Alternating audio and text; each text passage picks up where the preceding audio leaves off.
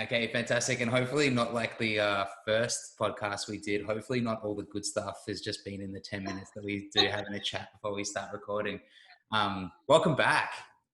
Yeah, thanks for having me. Stoked. So stoked to be here. It's definitely been a interesting landscape change since the last time that we caught up. And I remember even when I came out to Project Better and we did a recording down at your gym, like it was like, oh, I totally understand if you like don't want to come out because of like all this COVID stuff that's starting, and like how quickly like things change from that point on, right? Mm. Yeah, it's definitely like it feels like it's been worlds apart. Like that was like months and months and months ago. Hey. Yeah. Um, Thankfully. 2020. It's like I saw a thing the other day. It was like a meme. It was like 2020, like written by Tarantino and like all this stuff. I was like, "Ooh, crazy!" We're stoked. We got sunshine right now. Like we're going back to normal. It's so good. Yeah. So I guess like maybe that's a good segue into the actual topic that I do want to discuss. Yes. And so I know you're a big fan of the More Than Macros podcast, but essentially there's been quite a few episodes of late that have been focused around like 2 points. First point has obviously been like mental health and COVID. And the second point has been parenting, right? Or becoming a parent. And essentially the term that gets thrown around the most when talking about those two topics is sleep deprivation. So Yeah. for anyone who listened to the first chat that we had, which feels like a lifetime ago, that was something that we sort of touched on quite briefly. And I think even then at the time we remarked like, oh, we could do a whole podcast based just on sleep. And that's really what I want to do today. So we've gone full circle there, which is fantastic. But yeah, sleep deprivation. I guess the real things that I guess the main question I want to ask you is like, how can I get 8 hours of sleep in 4 hours, right? and, and I want you to go just full depth in terms of the difference between quality of sleep and quantity of sleep. I think wearable technologies have been a game changer. I've been wearing a Whoop now for like the last like four months, and it's been super interesting to see how I feel when I wake up and how things are showing, and almost to see that there's not necessarily a correlation between how much I'm actually asleep and like the quality of my recovery from that. So Yeah. let's start there. What do we define as like really good quality sleep? I think for the majority of people, it's always outliers, but I think the majority of people do well 7.5 to 8 hours of sleep, um, getting 4 to 5 cycles of sleep. So we can go a bit more in depth to that stuff about you've got kind of one stage of REM, and then you've got 3 stages of non-REM. So essentially, your brain waves go from like beta, alpha, theta, delta. So delta is your deepest sleep, right? Where you're like paralyzed and you're not moving, and like your heart rate slows down, your body temperature drops, like you're so anabolic, you're turning over all the tissues, your brain is like dumping like waste essentially.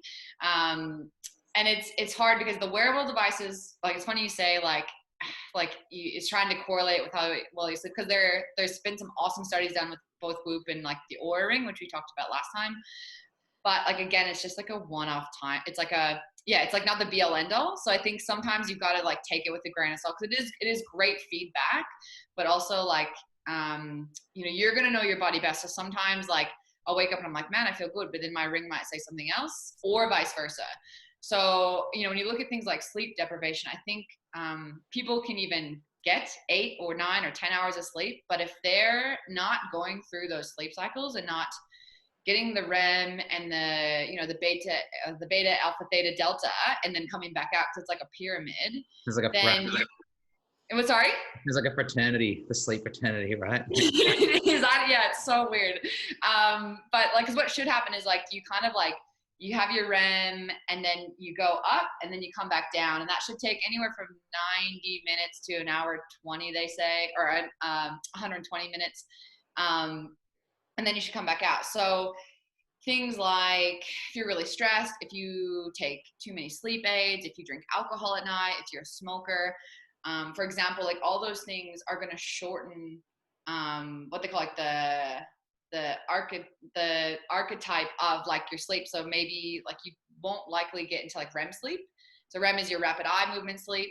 And that's where like you twitch and you do all these things. And it's actually really good for consolidating like memories and things in your brain. But if you are like sleep aiding or having too much wine before bed, you're actually going to skip that phase. And that's still a really important phase to go through. So yeah, like it's really hard because with the wearables, they will tell you how much like REM and deep, and I don't know what the Whoop actually shows in sleep per se. Does it show different levels or It has like, light? yeah, awake, light, deep, REM. Yeah, cool. Yeah, I mean that's what the Aura Ring shows you. So it doesn't show you all of the sleep stages, but you know you're roughly meant to get like the majority of your deep sleep in the first half of the night. So like they say an hour to 2 hours is generally really, really good. And then the second half is your REM sleep, or when it should be like most abundant. So you ideally want those to be fairly close in terms of time. But the thing is, like, if you are really stressed, if you are, you know, not getting proper melatonin production at nighttime, if you're doing all those things we talked about with like being in front of screens and light and working out really late or drinking coffee too late or sleeping in an environment that's not cohesive for proper sleep, then you might not get into any of those stages. You might just be like light throughout the night. So I don't know if you've ever felt like that, but like sometimes like the dogs are annoying or if it's too hot or something, like I'll just like find my Aura Ring where it'll just be like, you've just been hanging out. So even though I've been asleep, I've just been like chilling, you know, which is like not great. And so I guess like the wearables are good, going back to my point, is for telling you like even if you get 8 or 9 or 10 hours or 7 hours or whatever, like you may not be getting into the proper cycles that you should. Yeah. So one of the other things that the Whoop tells you, it gives you a number of disturbances. And so like when I get up I look at my thing and it's like 9 disturbances. I just look at Kat and I'm like, shake my head at it. Wait till you have a baby. It's gonna be I guess that's kind of exactly like where I want to go. Like at the moment we've moved into the new house. It's all hardwood floors. There's no carpet. And so I feel like, and the dog has fits, right? The dog has seizures and she has like one a month, like pretty like to the point. Yeah, it's terrible. It's shocking. But I'm always feel like even when I sleep, I'm kind of half listening out just to hear if like the dog is like about to fit or if she's like walking around, you can hear her like on the hardwood floors. Obviously like Kat is sleeping more and more restless now that she's at like 31 weeks as well. So they feel like, and then just throw a baby into there as well. Like I'm sure things are gonna, you know, get much better, but I guess that's sort of what I want to get into is I find that I do tend to spend, and not just like looking at the wearables, but I feel like I'm going to bed earlier. We've definitely been making an effort to clean up the sleep hygiene since we've moved into the new house. And anyone who's read like Atomic Habits by James Clear will understand the need and necessity to like habit stack, and changing your environment is a really good way to introduce new habits. So doing all that. But I guess the point is if you are in that position where you feel like, I feel like I'm doing all the things right, but I just can't quite get into that deep stage of sleep. Like, what can you do? Yeah. Look, it's tough, like, especially if you have, like, especially when you guys have a baby, like you are going to be on high alert, like natural, right? Like it's this instinctive thing to like of survival, and the baby's going to wake up every 90 minutes or whatever their short sleep cycles are, unfortunately. But like, especially for that time being, like I think like it's good that you're habit stacking, but having those habits really solidified and making them constant is going to be the biggest thing, especially for that initial stage where the baby's waking up so much. Because hopefully what happens is you are able to kind of like, even though you're going to wake up, like drop back down, wake up, drop back down. And I guess like there isn't a magic fix for having an infant at all. Come on, Unfortunately. Jess. I know I'm not a magician, but the other thing is like, there's a lot of research around, you know, they say 4 to 5 sleep cycles is ideal for most people. So if you miss a sleep cycle, trying to find a time during the day to take like a little nap, right? So, and it's not applicable for everyone, but you know, like when the baby sleeps, like take a nap. Do you know what I mean? Like people try and do all this stuff like, oh, I need me time, I need this and that. And like, you just kind of, I think, have to give up. Like, and I'm not a parent, so I'm sorry if you didn't do this or if this is like rubbing people the wrong way. But my mentality around it is if your baby's sleeping, like give back to yourself. Like sleep is the most, again, anabolic recovery, like thing you can be doing, right? So when your child takes a nap, I think you should try and at least do something relaxing, or lie and meditate, or any of that stuff. That's going to be your biggest bet to probably keeping you fairly sane, like not having that third or fourth coffee to keep you up and moving. You know, it goes back to kind of some of the stuff we spoke about last time, is like this go, go, go world of like, we got to go, go, go. But really, like, Not for the we last need to. 2 months. Yeah. Yeah, absolutely.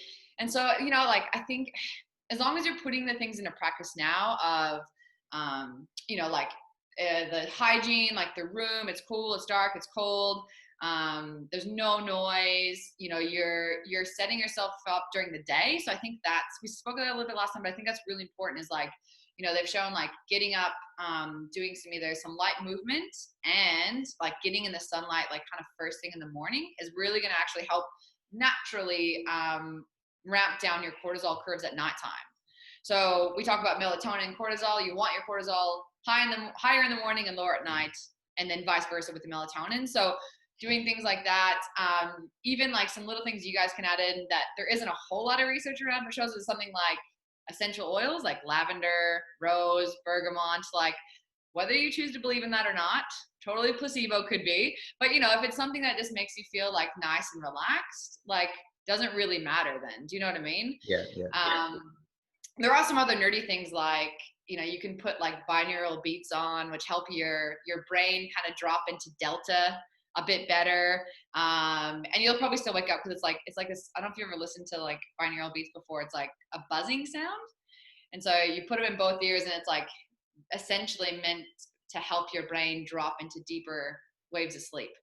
So Tristan uses it a lot. He loves it. He thrives by it. But like, that might be something you want to look into, or even you know, things like there's a thing called like I can't think of what it's called, but it's like you can get like PEMF systems, which actually like are pulsed like electromagnetic fields, and you put it on your nerve plexus, and it'll actually assist the brain to dropping into more delta waves as well. So a little like science nerdy thing, you know, a little, if you want to spend some money but you want to kind of biohack some of your sleep, I think that's a good way to go, obviously for yourself. But I think initially, unfortunately for new parents, it's just going to be a bit crazy. So you just gotta like, you got to be smart with what you're doing, and you got to like understand, like, at the moment it's not about you living your best life. It's about you helping this thing survive, and, you know, doing your best to keep your cup full. So, you know, keeping that in perspective, I think, can be quite helpful. So you think then, like, in terms of naps, like I feel like they get a bad rap, right? It's always like, oh, you shouldn't nap because then it's going to make it harder to get to sleep that night. But it sounds like from what you're saying, if you're feeling like you're not getting adequate sleep at night, then it's sort of the cycle working the other way, right? Sure. I mean, look, everyone's going to be different. So like, I am not a napper. Like, because I go to bed at 7:30. When you get 14 hours of sleep a night. So, I just have never found I needed it. You know, some people say they thrive, you know, on that like 20 to 30 minute spectrum of just like getting a little bit of extra downtime. Some people say, so the research shows like getting that whole extra sleep cycle in can be super helpful. It just depends on what works best for you. But I think it's like, you got to give it a chance. So if I was going to like make napping a habit, like, your body will learn to nap. If I nap every day at 12 o'clock for 20 minutes, my body will eventually learn that, hey, your nap time's coming and you need to start winding down now. So it's just like, I guess, finding what works for you and your rhythm, and playing around with it a little bit. Like, you know, we talk about listening to your body. And if you are someone who's like really struggles, like, look at like, you know, in like Japan and like all over the world, they have things like sleep pods, like at like Apple, you know, you can go in and like take a little nap and like chill out for 20 or 30 minutes. And if it is something that makes you more productive in the afternoon, then maybe it's something that you need to adopt into your life, you know? Why is it that I find it so easy to nap but so hard to sleep? Why can't I just shut my eyes on the couch and be like drifting off, and then it's like bedtime comes at bedtime and I'm just like lying there like wide awake? That is such a broad question. Look, you The know, kind of questions I ask. yeah, it's good. I mean, it could be like, depends on the time. Like, are you laying on the couch in the afternoon, or like, is it before bed? Are you like, maybe if you didn't watch TV on the couch, maybe if the first thing you did was go to bed and read, and then you got tired and you would just fall asleep. Do you Yeah, know what I mean? it's usually if I've had like a super early start, like super early clients, especially now, trying to fit everything in. Like I feel like at the moment I'm in a position where if I'm not getting up at 5:30 or 6 a.m. to train, I'm probably not going to train that day. Yeah. But then like come like 11:30, 12 o'clock, if I've got a half an hour gap between clients, I can just lie down, I'll close my eyes, I'll go to sleep almost instantly and then kind of get up, feel fine, go in the day. And then it's like, oh, tired from an early start, I should go to bed early. And it's just like, Yeah. yeah, like I can't Nah. settle. I'm super restless. Yeah. Yeah. Right. I mean, Fix what time me. are you trying to go to, what time are you trying to go to help me? What time are you trying to go to bed generally? Like 10 usually. Oh yeah. I mean, I guess like what are you doing before you go to bed? What's the habituality leading up to it? So we normally we're getting into some pretty bad habits where we'd be like, all right, we'll watch like one episode of Survivor. Like it's Yeah, like when you tell yourself you're gonna go for like one beer, right? Like it just never works that way. yeah. So when we moved into the new place, we were like, no, like computer in the bedroom. Like if we want to watch an episode of something, we have to do it on the couch, and then like once we go to bed, like we're going to bed. Yeah. And I think that's been super helpful. But usually, like honestly, like usually working, like we're usually because we're working across like 3 or 4 different time zones at any Yeah. given time. It gets to a point as well where we're kind of winding up for the day, and especially with daylight saving. Maggie is an early riser, right? So she's in like Vancouver, so she's up at like 5:30. So like 10:30, there might be like a little 20-minute handover, like here's kind of where things are at, blah blah blah. And then I feel like as soon as I wake up, Mags is already halfway through her day, so there's like here's a list of like Yeah. things to get going. So, Yeah. Well, look, I mean, like towards nighttime, like we should really be like winding down with the sun, right? And at the moment, it's going down at like 5. yeah. So you're already going against Mother Nature, right? And then instead of like like sitting in front of your fire, having chats with the missus, eating your bison, like That's you're doing crazy. these things, bro. That's what you should be doing. But you've got like even like things like your lights in your house, right? Like so your down lights, like they're gonna affect like melatonin and how you sleep, and then your brain's working because you're like, all right, we're doing this handover. Like that's not relaxing, like it's not like it's like, hey girl, what's up? Like it's like no, It is a this is little bit what's like happening that. for the day. Yeah. But I mean, it's not stressful, but it's still like active in the brain. So Yeah. it's like I would say but it's kind of hard because that's not really that's not in your control right now. Hmm. And then like so you're given a list, and then you're like, oh shit, I forgot something, or like I'm thinking about this, and so probably for you, it's like you're still firing things back up instead of like having like the nice like melatonin and GABA release that you should be having. So for someone like yourself, like obviously like controlling everything you can control. So if you're going to do your meeting, make sure you've got your flux on your computer. So you've got like your blue light like blockers on or whatever. That would be where I'd start. And then, make sure you're having a sleepy time tea. You've eaten dinner at like 8 o'clock or something, a little bit earlier, even better maybe. And then I would look at even a bit of supplementation. Like, so I always suggest magnesium to people because I think magnesium is like, I think it should be like a non-negotiable for most people. Like it's something I take pretty much all the time, just like as an athlete, as a person, like it just does so much in the body, but it actually helps to dampen cortisol in the body.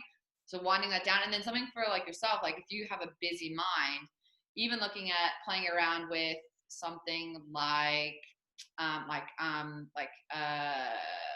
GABA or even Phenibut or something that just a bit more calming, or CBD if you can find it here in Australia. But something that is like just a bit like calming, right? So not that like supplementation is the be all end all, but if you know you have to be up, like for myself, like during this time, like I personally have We are on fire today with like the I most. know it's like I've been actually like, especially initially, I was like microdosing some melatonin, like 0.3 grams or whatever, like pretty small amount.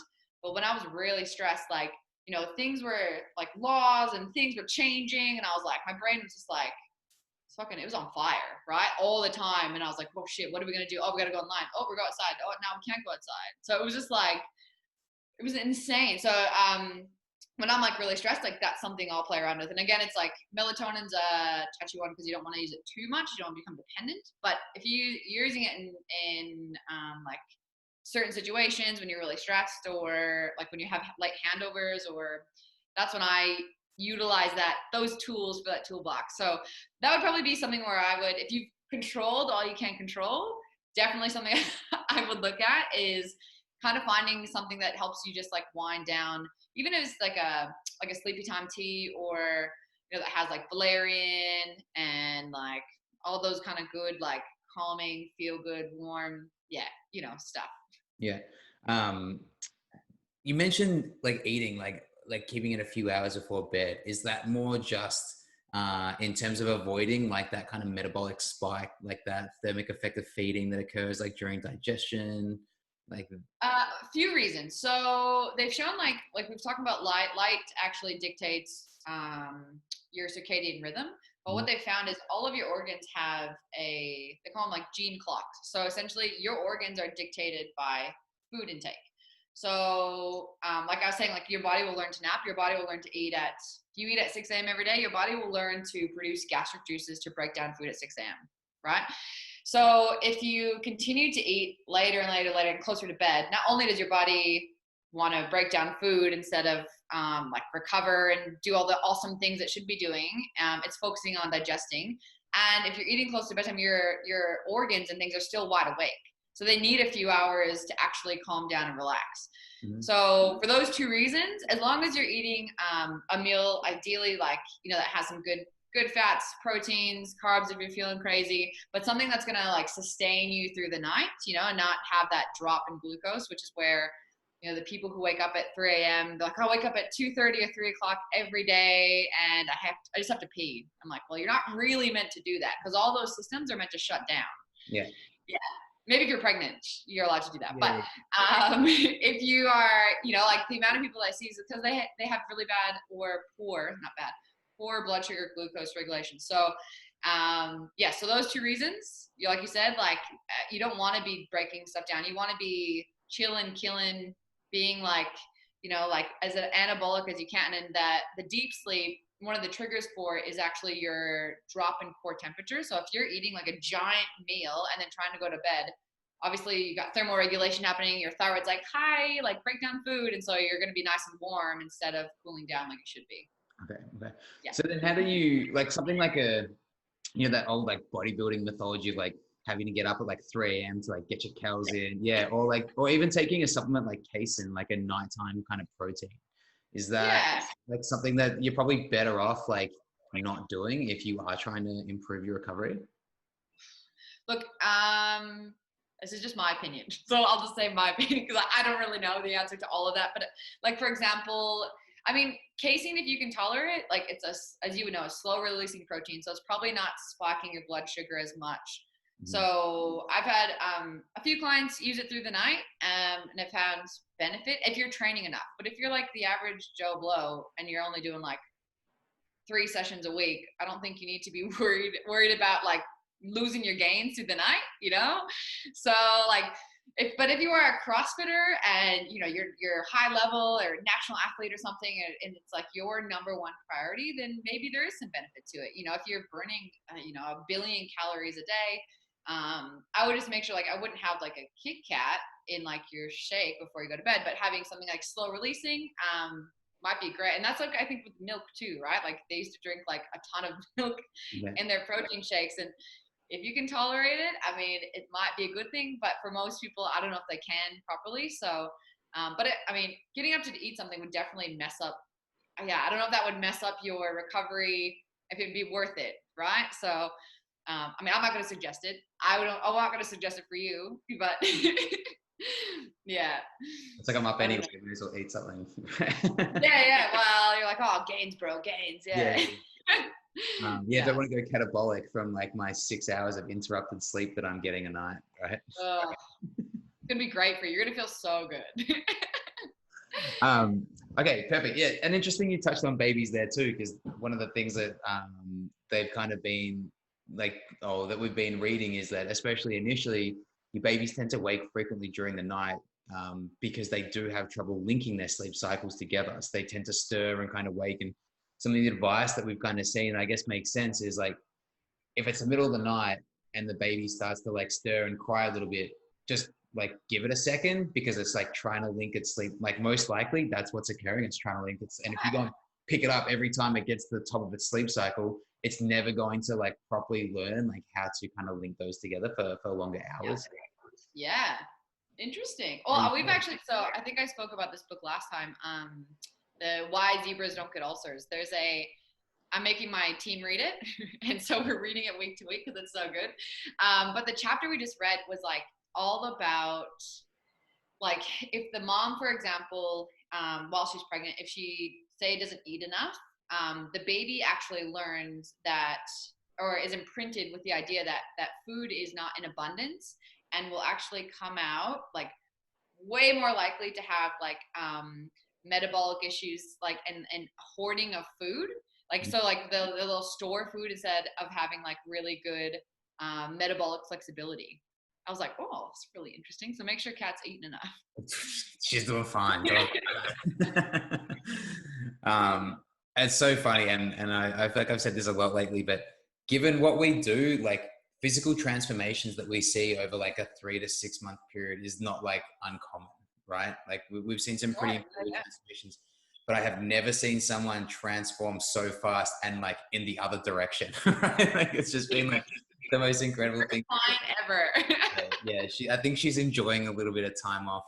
Not so much now. She's pretty good now, but especially the first trimester, it was just like she's like, it's like being hungover all the time, and it's like whatever you can just eat, it's not going to make you feel any worse, right? So right, bring on the burgers, pizza.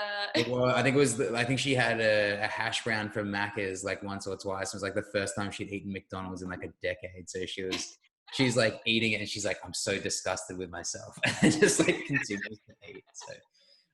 But no, she's doing okay. And I mean, on that as well, there's heaps to go into support, adequate caloric intake in surplus once the baby's born too, for adequate milk supply and stuff like that as well. So yeah, totally.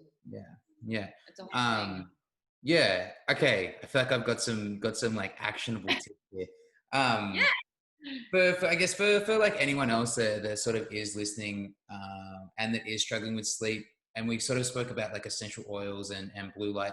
What else can we do? I mean, meditating is probably another one, but that kind of like wind down technique. Do you want to take us through like what your kind of hour and a half? And this is probably not like a typical. Yeah. I feel like maybe I should have prefaced this with like, should I ask Jess what her like nighttime? No. Look, it is funny because since going into COVID, I have had like a dichotomy of some new habits. So like I used to meditate in the morning, for example, but now I have slower mornings. So I make coffee and I have coffee in bed with the dogs and Tristan. So I'll be honest, I'm like you, like we watch something every night at the moment. Usually we do not. But we're always watching an episode of one thing. But my nighttime routine is like I will never like train past probably like 3 p.m. For me, like I know like I get too fired up, love training, and I like get too stimulated. But I essentially take, so the first thing I do is take magnesium, and I just take, I think Fusion is the brand. So I like Thorn as well. And then that'll be at like 4 p.m. And then I'll generally have dinner because it's very, very early. You wouldn't listen to the retirement village, just go out. I know. I know it's so bad. We're like, anyway, so we'll have dinner. And then like I might have 1 or 2 more clients. I only have 1 day a week where I work until 6:30. But usually that's too late for me. Like I want to be home by 5, winding down, chilling, killing. Then it might be a walk with the dogs. Not so much now, but more so when it's like summer out. So coming down, doing something outside while the sun's going down. Something I really enjoy.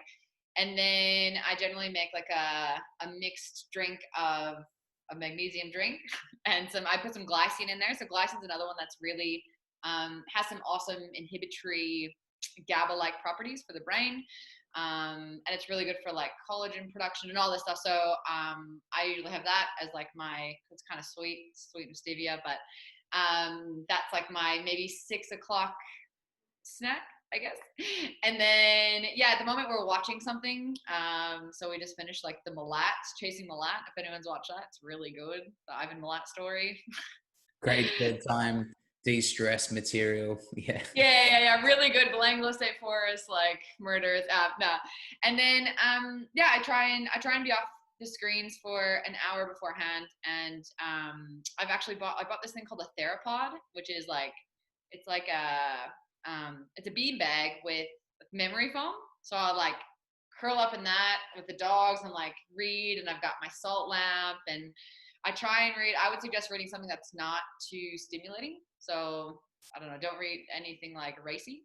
And then from there we basically like go to bed. We kind of generally do a bit of chatting, which is nice because you don't always do that with your partner, but we'll talk about mostly workouts and what the next day looks like and what kind of renovations we're doing. And then yeah, we go to sleep, but it's like pretty like it's really basic. But like we have is that not really basic? I feel like it's really basic, but I mean, like our room is like blackout. Here's my 25-step wind down routine. Basic. Like, It's so normal though, so it just feels like it doesn't feel like that big of a deal, you know? yeah. But yeah, we use salt lamps. All of our normal lighting has like low blue light, so even if we turn on lamps or lights in the house, they're low blue light spectrum. Our room is like cool and dark. We usually actually sleep with the aircon on. Not now 'cause it's bloody freezing, but usually most days we have the aircon on just because we sleep better in the cold. And yeah, like we just try and not eat too late. But look, we're not perfect. Like when I ran my half marathon on Sunday, I had like a giant ass Kit Kat bar. I had like Rolos. I got a pie. I had like a porchetta roll. Like I was hammering food. Yeah. And then I was like, I didn't sleep very well, but I was like, but like things happen and that's not the norm. So yeah, sometimes I have a bath. I don't know, it just depends how I'm feeling. But if you can at least, I think, set your room up for success and, take that last hour. So yeah, I did explain a lot. But if you have that last hour and if you shut down screens, turn on some low light, even if you just take a lamp and you like put like a t-shirt or something over it, like if it's just like a normal bulb, like that can be really helpful at dampening down the blue light. And then, just making sure like you're doing something like meditating, reading, having a bath. A warm shower is even really good. Tris and I have been doing this really weird, cheesy thing where we rub out each other's calves because we run a lot at the moment. So but like touch, like oxytocin, that helps you sleep. It's going to help you produce serotonin. Yeah, I guess like if you can just do something that, do a gratitude practice, I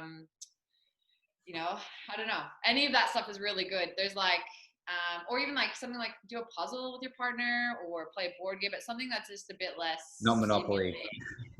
Yeah, not Monopoly. That'll like drive you crazy. Something a bit shorter, like Scrabble maybe. I don't know. Yeah, I say this as we bought a second PlayStation controller last weekend, so I don't know what's happening. I'm working out hard to try to get a PlayStation before the baby comes, so that I've got something to do when I'm doing like the late the baby on you, like yeah, pretty much. It's quality time. That's quality time. Sure. Are blue light glasses, are they worth the cost? Are they worth $150? Dude, you can get ones off like eBay and stuff that are just like 10, $20. I don't think you need the fancy ones. Like I have a pair of like the Wiley, I think was the brand, Oscar Wiley, and I wear them because I need them to see like distances. But like you can get really cheesy orange ones that are like 10, $15 off Amazon or something, and they will do the trick. And as long as you're not leaving the house, like who cares? Do you know what I mean? Yeah. And the other thing would be just like go to like any store and get like those like low spectrum light bulbs and just change out a few light bulbs in your house and then just use those at nighttime. I think is like a really easy thing to do. Cause then you're not getting any blue light either. But, and there's enough stuff now, like with like the computers and your phone, you can, turn on night mode and stuff. So it actually takes off some of that blue light too. So if you do have to work, at least you can do it in a format where you're not doing too much, damage. Mm-hmm. Yeah, so I would just don't waste your money on the expensive ones. Just buy like I've got a pair of like red ones. They make me look like I'm like Blade or something, like I'm from the Matrix. They're so ghetto. But yeah, like you don't need to be anything fancy. I think like keeping it simple is a good start. Yeah. Okay, perfect. And dimmers, if you've got dimmers on the lights, use them. Yeah, absolutely. Totally. If you got dimmers, I think it's a good thing to, like, again, if the sun's going down, like, your light production should also be going down as well. Okay. Yeah. Cool. Yeah. And I'll ask one last question, We'll go. which will probably stem into like 2 or 3 final questions. Um, Great. when you, I think, and I keep reverting back, when we listened to or when we spoke about the last podcast, we talked about if you're having issues with sleep, like the best thing to do is to like get up at the same time, like every day, right? Like kind of make that a habit.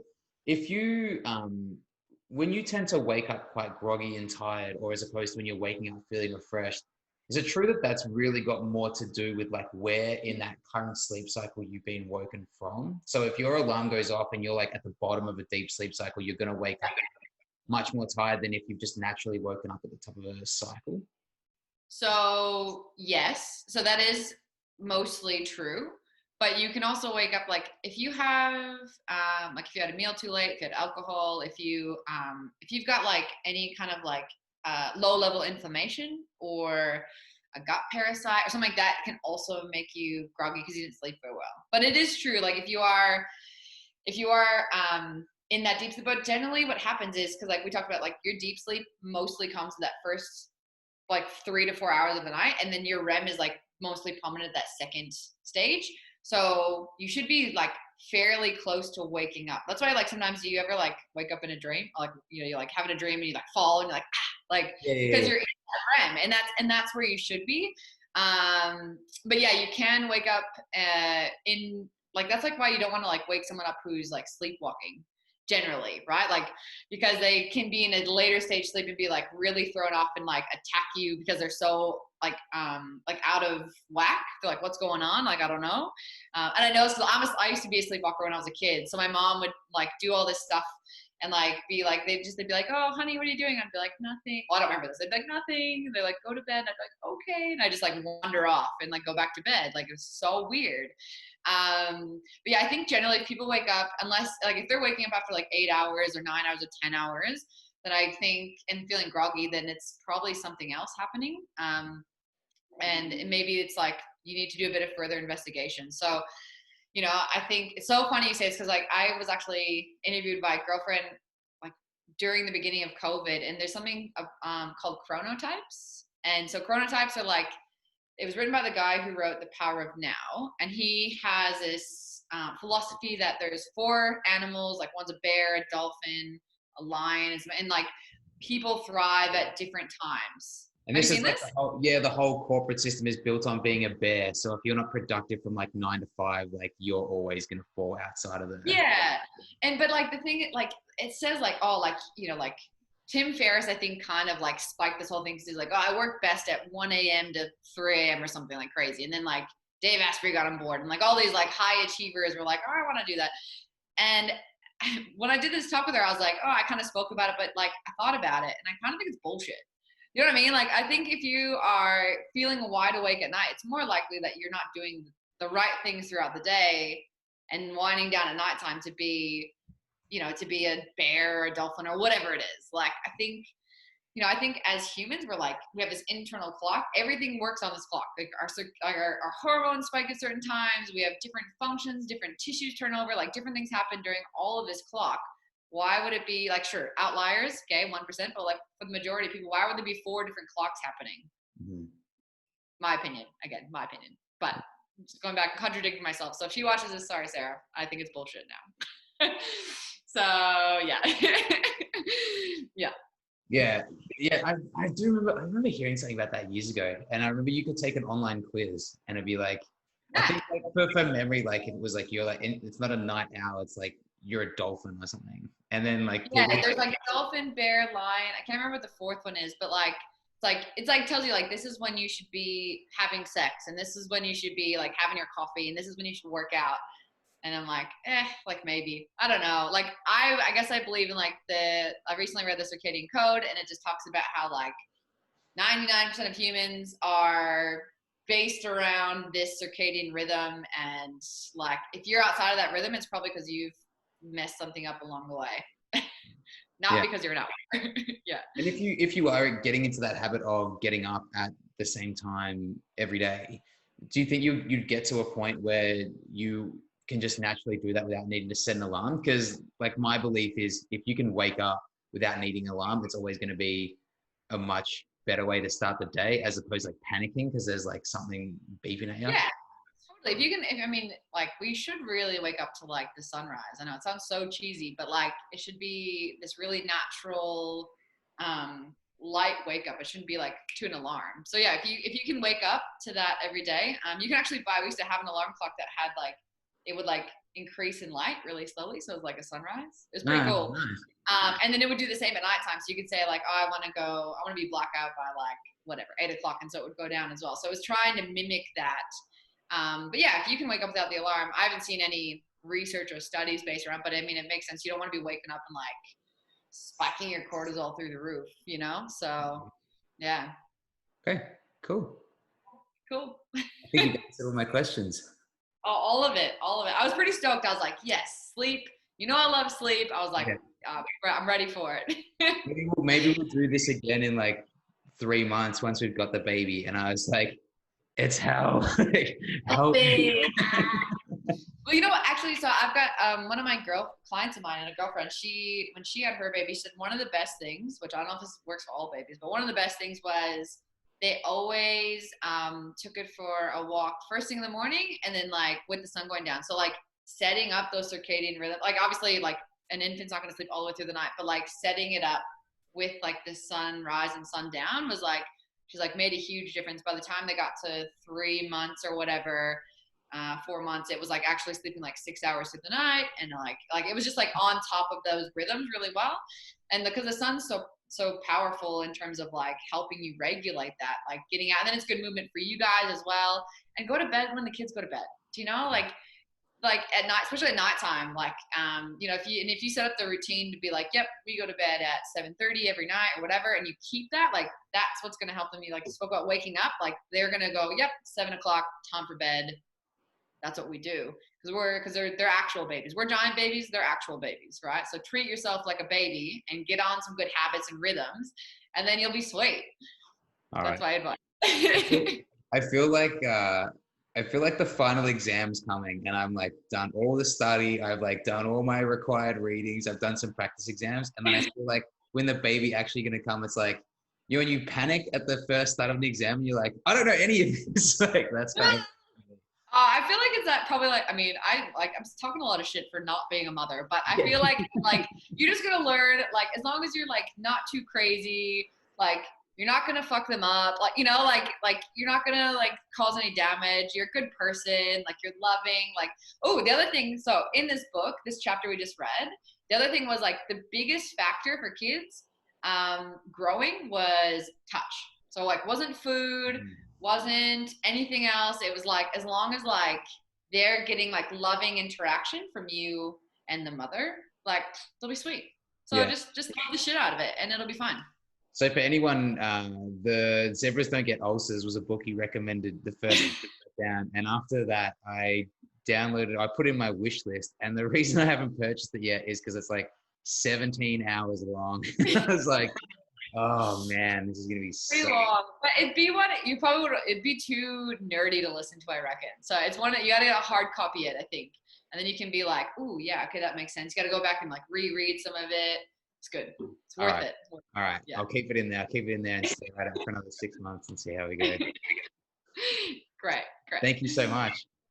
No, thanks for having me on. Love giving my 2 cents on things and talking.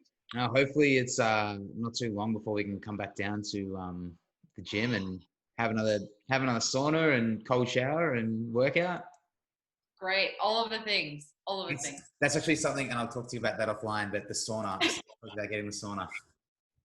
Yes, do it. All right, perfect. Thank you very much. Bye.